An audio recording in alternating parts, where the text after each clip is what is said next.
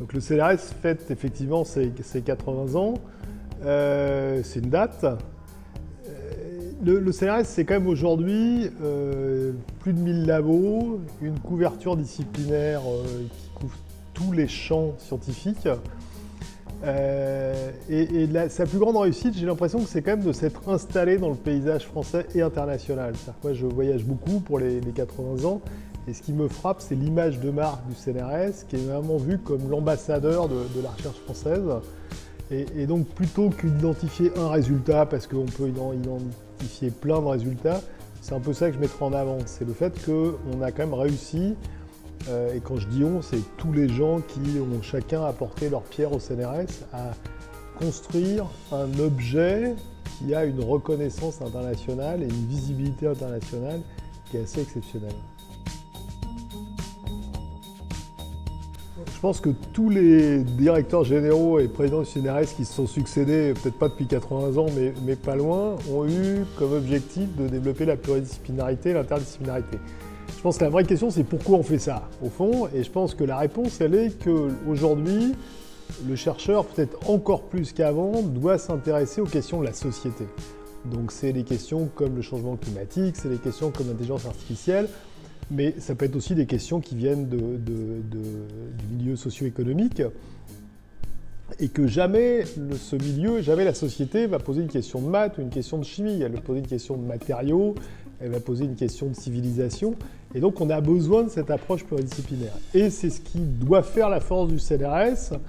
Après, il ne faut pas s'en cacher, le CNRS étant très gros, on est organisé en 10 instituts thématiques, et que chaque institut a déjà une taille qui est tout à fait importante. Et donc, empêcher ces instituts de travailler en silo, c'est parfois une gageure. Et je trouve qu'il y a une vraie évolution des mentalités. Les gens ont compris que c'est au croisement des initiatives et des sciences qu'on va trouver des solutions. C'est compliqué parce qu'il ne faut pas non plus oublier qu'une bonne pluridisciplinarité ne peut s'appuyer que sur une disciplinarité d'excellence. Et j'ai envie de dire, c'est le travail, pour moi, c'est le travail numéro 1 de la direction générale du CNRS, en particulier du directeur général délégué à la science, c'est d'obliger les gens à sortir de leur silo. Donc ça passe par exemple cette année par le fait qu'en clin d'œil aux 80 ans, on a lancé un nouveau programme qui s'appelle 80 Prime. Prime, c'est pour programme de recherche interdisciplinaire multi-équipe, où on a dit on va financer des projets qui viennent de 2 instituts différents. Donc ça ne veut pas dire qu'il ne pouvait pas y avoir d'interdisciplinarité à l'intérieur de l'institut, mais on a voulu faire simple et syntaxique. Et donc on a fait des trucs, des mariages qui auraient pu paraître un peu improbables, mais qui me semblent moins intéressants. Juste pour citer un seul exemple, le lien entre chimie et intelligence artificielle, qui est a priori le truc auquel on pense en premier. L'idée, c'est que grâce aux techniques d'intelligence artificielle, on va pouvoir créer de nouveaux matériaux, de nouvelles molécules, qui vont intéresser les chimistes.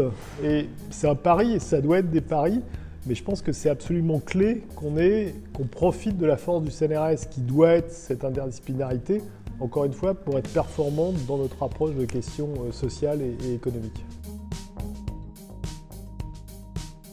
Alors, motiver les jeunes chercheurs pour venir au CNRS, c'est pas une gageure, parce que je pense que la science est quand même fait avant tout de gens qui sont passionnés. Et la science, tout scientifique vous dira qu'il y a des périodes difficiles et que si vous n'êtes pas passionné, ça ne marche pas. Il y a un élément qui est nouveau dans le paysage international, c'est la concurrence. On a une concurrence qui est quand même de plus en plus forte entre les institutions publiques, mais aussi entre les institutions publiques et les institutions privées. Et donc motiver un jeune chercheur pour venir au CNRS, je pense que s'il vient au CNRS, c'est avant tout parce qu'il y a un environnement scientifique exceptionnel. C'est-à-dire qu'un chercheur, il a besoin d'être entouré. On pourrait penser que finalement, les chercheurs, qui peuvent être vus comme des gens parfois un peu individualistes, ils ont intérêt à s'isoler, à être sur leur territoire, c'est pas ça. On sait très bien que les meilleurs chercheurs et meilleures chercheuses veulent se confronter avec leurs homologues. Et donc finalement, le fait de venir au CNRS, c'est à la fois une garantie d'un environnement au meilleur niveau mondial, c'est la garantie de pouvoir, pour ceux qui le souhaitent, faire des séjours à l'étranger dans les meilleurs laboratoires à travers le monde. Et c'est aussi, et ça rejoint ce qu'on disait sur la pluridisciplinarité, la capacité à aller voir les meilleurs spécialistes d'autres domaines pour croiser leurs compétences et leur savoir-faire.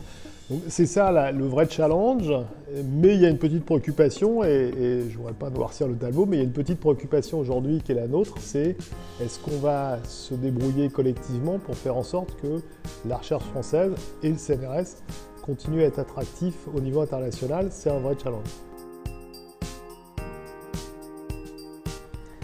Alors, on a voulu profiter de ces 80 ans pour encore plus, j'ai envie de dire, s'ouvrir au monde en général. Et donc, on a multiplié les événements où on se confrontait avec des spécialistes et des publics qui ne sont pas notre quotidien. On était, par exemple, on a un partenariat avec les rencontres d'Arles dans la photographie. Et puis, on a aujourd'hui ce partenariat qu'on célèbre avec le Festival d'Avignon. L'idée, c'est vraiment de s'ouvrir à d'autres monde, si je peux dire, et en l'occurrence le monde de l'art, avec lequel on a quand même plein d'interactions communes et plein de préoccupations communes.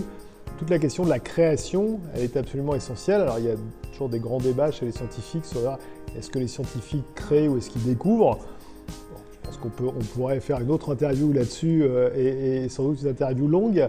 Mais aujourd'hui, le fait que des artistes et des scientifiques puissent confronter leur manière de réfléchir d'une certaine façon, leur manière de procéder, c'est un point qui est absolument essentiel. Et puis l'autre point qui est complémentaire, c'est que, encore une fois, les scientifiques puissent aller expliquer à un public qui n'est pas le leur, la manière dont ils fonctionnent, leurs enjeux.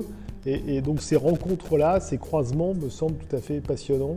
Bon, on sait que ça s'inscrit dans une série de rencontres qui a démarré il y a 5 ans entre l'ANR et le Théâtre d'Avignon, qui sont des rencontres qui sont très axés sur les sciences humaines et sociales, mais pas seulement. Et là, on rejoint la question de l'interdisciplinarité qu'on évoquait.